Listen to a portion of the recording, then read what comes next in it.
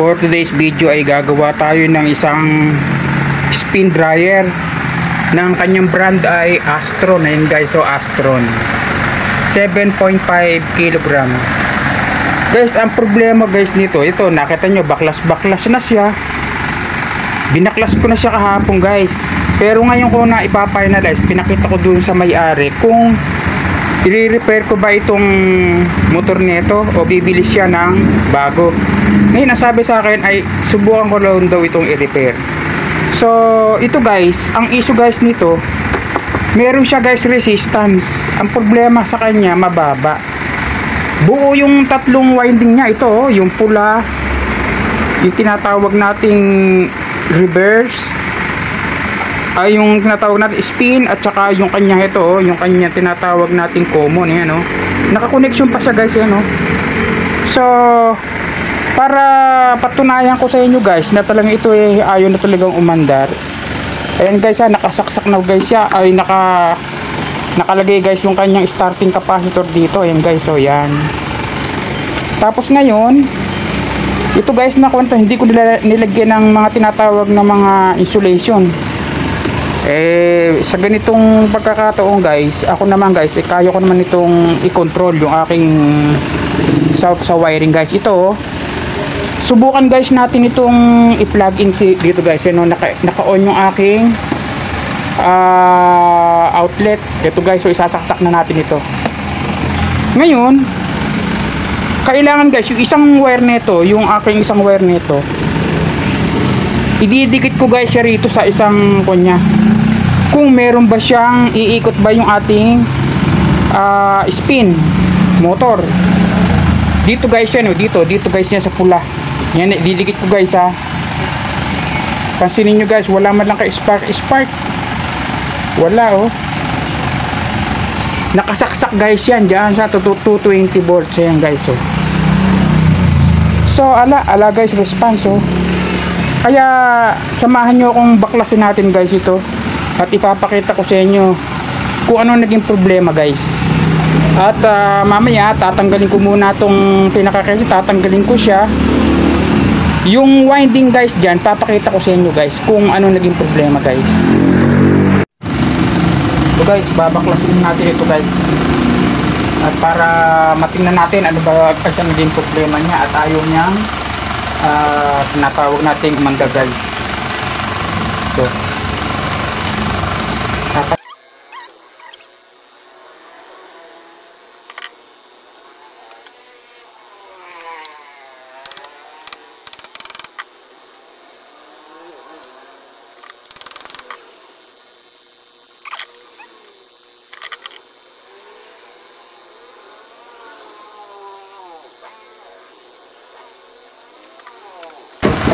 ito guys, tatanggalin natin siya.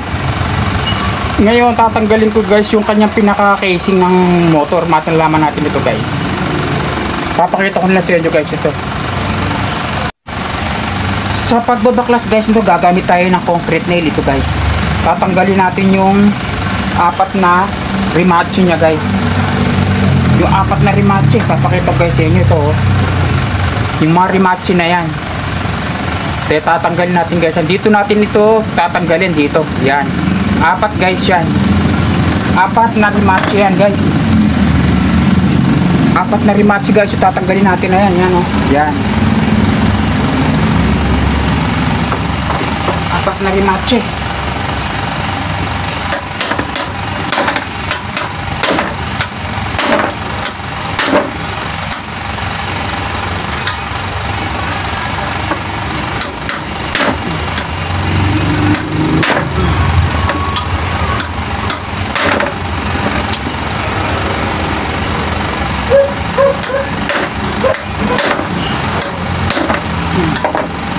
Tanggal na natin yung isa guys.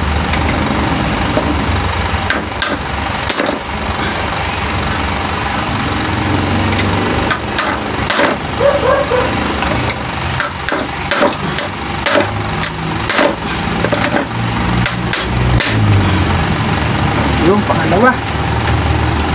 Dalawa pa guys.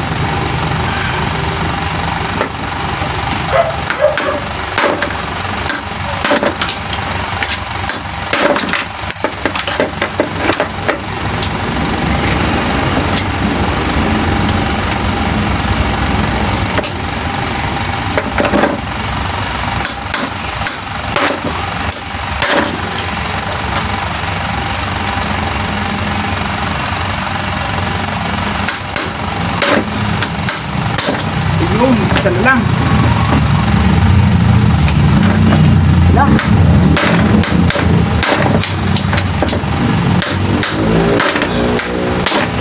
Yo. Okay guys, natanggalin natin yung lahat. Problemache.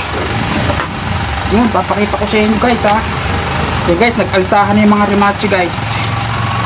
So, babaklasan natin ito guys. Kita ba? Yan o. Aalisin na natin guys yung remache nya guys. Yan. Ito ha. Yan. Okay. Yan, natanggalin natin siya guys.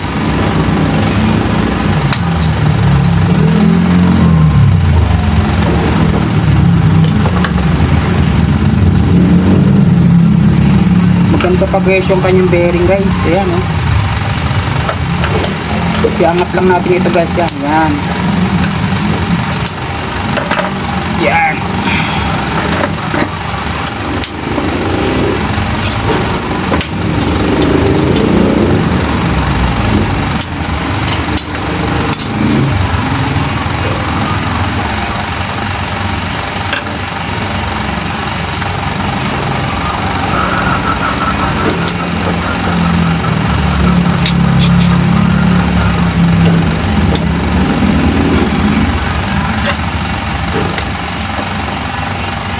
Guys,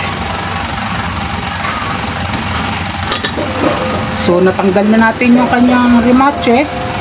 Titingnan natin guys ito guys, yung mga nag-uumido guys, yung mga winding yan, mga nag-uumidong ganyan, may mga possible guys na may mga putol yan guys, yung mga umidong ganyan guys. So hindi ko na sa inyo papakita guys, para pag nakita ko na guys yung tinatawag nating problema nya, tsaka ko pa lang sa inyo ipapakita guys. Ayan o. Parang may sunog dito guys. Ayan o. Mamaya papakita ko guys ito sa inyo. Guys, papakita ko sa inyo ito o. Kung makikita nyo guys yan o. Ito guys yung tinatawag nating nasunog dyan guys na kuwan. Malalaman natin mamaya pag ito binuksan ko ito guys. Pag tinanggal ko itong mika neto guys. Papakita ko sa inyo guys yung naging itsura kung bakit parang nalagot guys dito oh. Dito guys. So mamaya ko na guys inyo ipapakita. Pinakita ko na sa inyo guys yung kanya sitwasyon niya guys. Ayan oh. Ayan oh. Sunog guys, sunog. Sunog guys yan. Guys, kaya pala may nare-reading dito. May nare-reading dito sa tatlo na itong wire. Dito sa common, dito sa pula, at sa black. Dahil nagkadikit-dikit na sila rito guys. Nagkadikit-dikit na sila rito. Kaya nag-short sila. May mga reading talaga makukuha. Dahil ito guys, putol na oh. Mapapansin nyo guys oh. Yan oh, putol oh. Nakuha siya guys, nasunog na siya guys. Yan oh. Ito guys, maaaring ang nangyari dito. Kasi dito guys nakalagay yung tinatawag nating pagtatali nila guys ng ng wire. Ito oh. Yung kanilang pinaka string nito guys. Masyadong nahigpitan dito guys. Dito nahigpitan ng husto rito. Nahigpitan ng husto guys. Kaya nangyari sa kanya, yun ang nag-cause sa kanya kung bakit nagkaroon siya ng nalagot siya guys.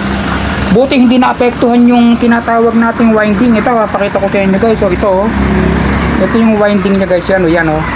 Diyan siya nakalagay yung kanya eh. Buti hindi naapektuhan. Ibig sabihin hindi nasunog. Yan oh. Hindi nasunog siya guys. Kaya buo pa guys itong motor nito guys, yung winding nito. So pag na ito i-assemble ko ulit ito guys, dudugtong ko ulit ito, papakita ko ulit sa inyo ito guys. Okay,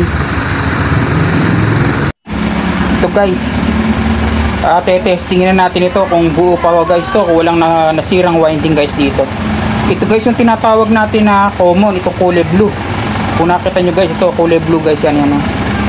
Ito naman guys yung tinatawag nating wire na kulay black. Ito kulay red. Dito guys sa kulay red nito, ito guys yung tinatawag natin na spin. So i-test na natin kung makita nyo guys. So pumapalo yung tester natin. Dito ilalagay natin sa common to red. Ayan guys, may palo.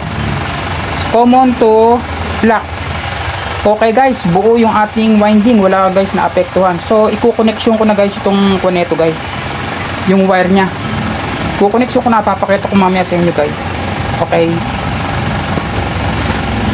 Okay guys, after natin ma-connect yung slow guys, lagyan natin ng insulation na shrinkable tube, ay tatalian na natin ito guys. Tatalian na natin ito para finish na ito guys. Ito, iaasip ko na ito guys yung kanyang meka. Ito guys, yan guys, hindi na siya magkakaroon ng short guys. Yan, okay na yan. Yan, so tatalian na natin ito guys. Yan, iaayos na natin ito guys. Yan, tatalian na natin gamit ito guys. To, so papakita ko sa guys sa inyo mamaya pagka okay na. Kung okay guys, yan, natali ko na siya guys. Yan o. So after ko maitali guys yan, i-assemble na natin guys yan. I-assemble na natin yan guys. Kakabitin natin yung kanyang casing guys. Ito yung casing niya guys, ito. So ikakabit na natin ito guys. Yan, kakabit na natin ito dito, yan o.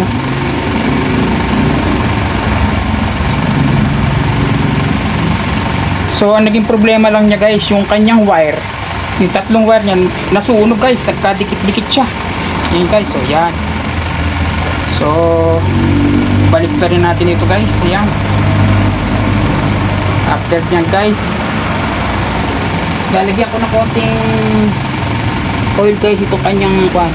Yan, yung kanyang bearing guys, lalagyan na natin ito.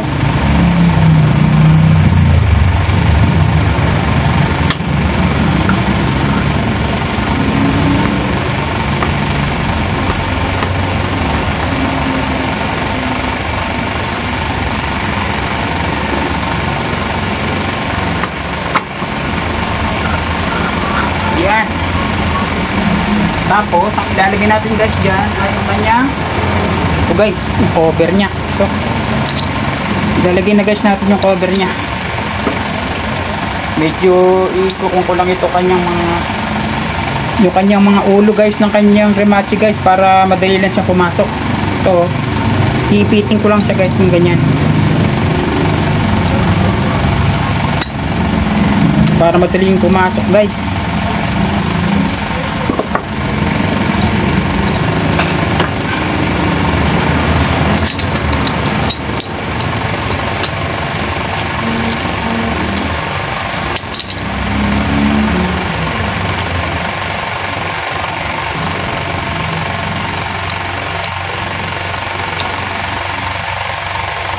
Okay guys, okay, after nating mailagay na yung kanyang mga rivet guys, ayan o, nailagay na natin yung mga rivet nya. So ikineksyon ko na yung kanyang starting capacitor. Yan, so itry nga natin ito guys kung okay na ito guys. Subukan nga natin itong isaksak dito guys. Yan o, isasaksak ko natin dito. Yan, yan, yan. Ngayon after natin may saksak guys, kukoneksyon ko nga ito guys. Tingnan natin kung iikot na.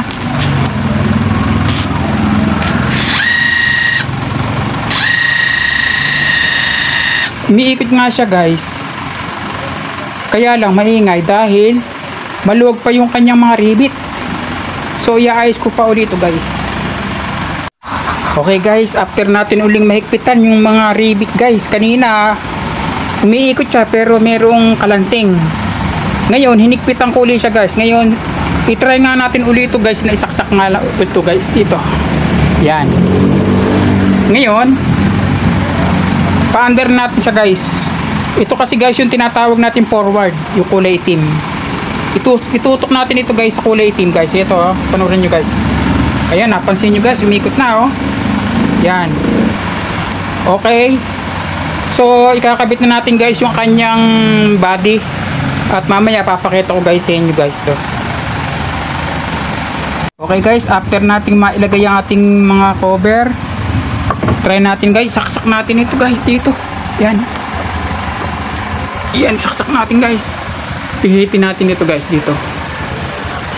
Ayan, kung napansin nyo guys, so uga. Ayan na oh. Ayan, tingnan nyo guys yung motor guys. Ayan oh. Yan, umiikot na siya guys. Yan oh. Tataas ko ito siya guys, yung kanyang cover.